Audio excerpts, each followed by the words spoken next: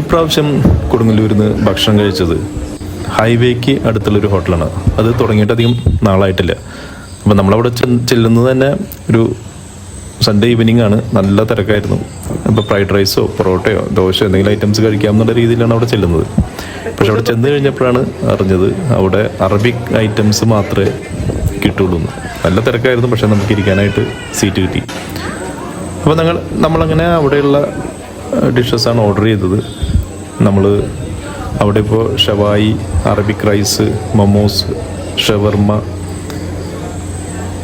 പിന്നെ അതിൻ്റെ കൂടെ റുമാലി റൊട്ടിയും ചപ്പാത്തിയും കിട്ടുമെന്ന് പറഞ്ഞു. അപ്പം നമ്മൾ ഷവായിയും പിന്നെ ചപ്പാത്തി, അതിൻ്റെ കൂടെ അറബിക് റൈസും പിന്നെ ഫ്രഞ്ച് ഫ്രൈസ്, ഇതൊക്കെയാണ് നമ്മൾ ഓർഡർ ചെയ്തത്.